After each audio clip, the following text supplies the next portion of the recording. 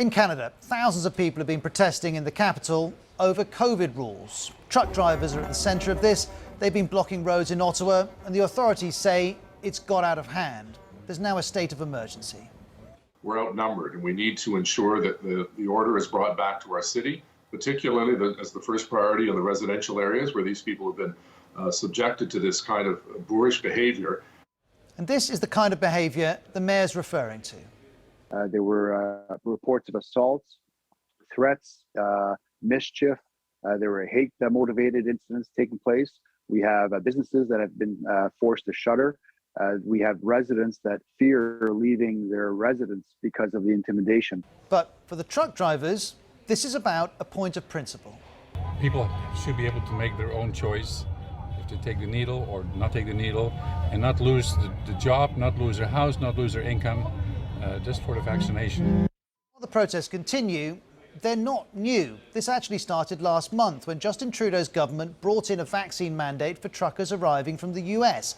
All Canadian truckers must be vaccinated to avoid a 14-day quarantine. And in protest, a loose coalition of truckers and Conservative groups was formed. And what's been called the Freedom Convoy began making its way from Western Canada to Ottawa. Quickly, it was attracting support from much further afield. For example, many US Conservative politicians have expressed their support for the truckers.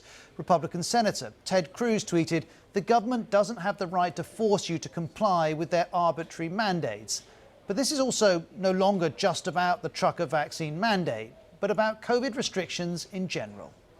They're not just asking for an end to that mandate for truckers. They're calling for an end to all vaccine mandates, top to bottom, at every level of government, which is something that the Trudeau administration nationally can't even do.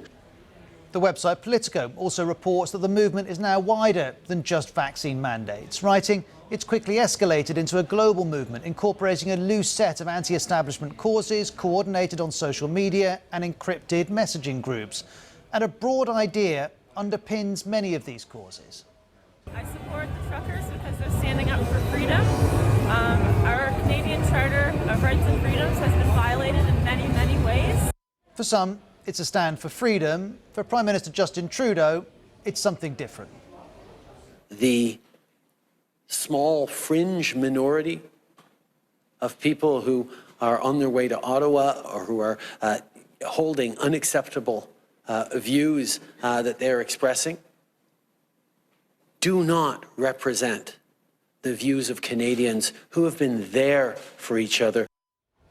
Well, that phrase, fringe minority, has not gone down well in some quarters. Elon Musk tweeted, "It would appear that the so-called fringe minority is actually the government. If the government had the mandate of the people, there would be a significant counter-protest. There is not, therefore they do not." Well, Justin Trudeau does have a broad mandate. His Liberal Party failed to win a majority in the recent election, but it did form the government.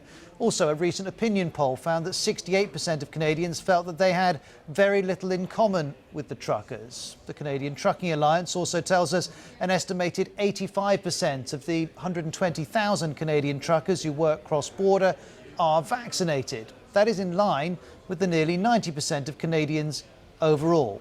Nonetheless, as we can see, some truckers aren't happy, and nor are some Ottawa residents who want more done to end the protest. They could prevent them from parking. They could prevent them from entering the city. I lost my job 3 weeks ago. Well, I'm losing my sanity because of you guys. There's an impasse in that conversation. There's an impasse overall. The truckers for the moment are staying, and the government insists the vaccine mandate stays too.